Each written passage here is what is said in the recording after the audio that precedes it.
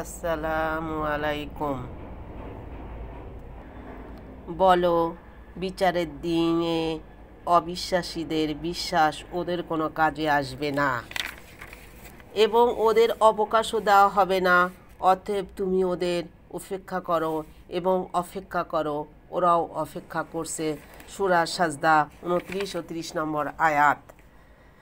আমরা আসলেই যার তার কথা শুনে আমাদের এই মূল্যবান সময় জীবন অতিবাহিত করতে না করাটাই ভালো। কারণ যাদের কথা শুনে আমরা চলবো, যারা আমাদেরকে উপদেশ দিচ্ছে, তারা আসলে তাদের নিজেদের ক্ষেত্রে কতটা প্রয়োগ করছে, তারা মানছে কিনা এবং কোত্থেকে পাচ্ছে, এগুলো আমাদের জেনে বুঝে অগ্রসর হওয়া উচিত। কারণ মূল্য জীবন তো একটাই, আর জীবনের পরিসমাপ্তি, জীবনের শেষ পরিণতি কী হবে কেউ আমরা বলতে পারি না। তাই শৈশব থেকে কৈশোর, কৈশোর থেকে যৌবন, যৌবন থেকে মধ্যম বয়সী থেকে বৃদ্ধ।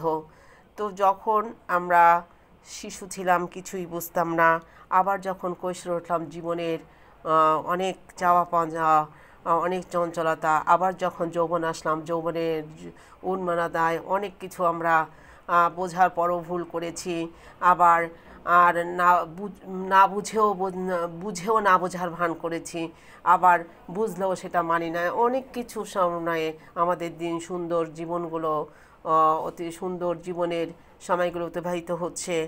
তো আমরা আমাদের নিজের অন্তে যদি অনেক সময় তো চলে যায়, যাদের সময় আছে, যাদের সময় চলে যাচ্ছে, কিংবা যাদের সময় অনেক বেশি চলে গেছে, কোরআন হাদিস সবার জন্য সমানভাবে প্রযোজ্য।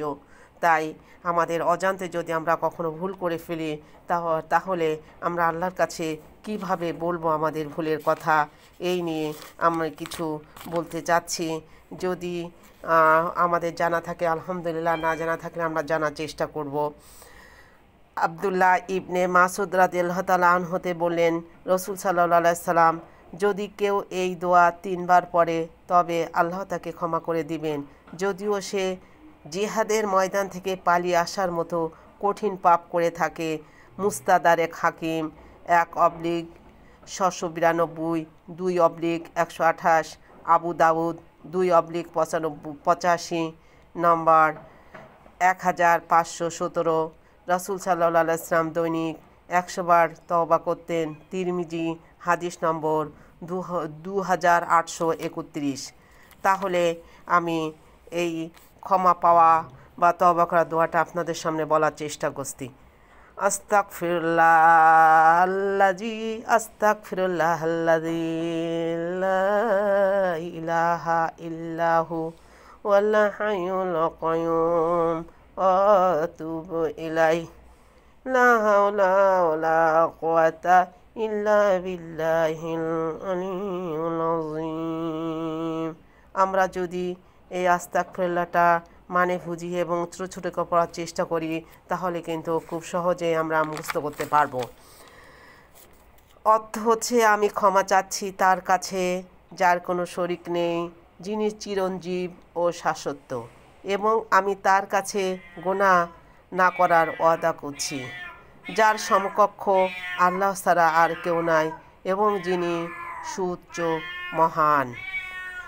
আমরা ক্ষমা আল্লাহর কাছে চাবো, আল্লাহকে বলবো, এবং আল্লাহ যেন আমাদের ক্ষমা পাওয়ার তৌফিক দেয় সেটাও বলবো।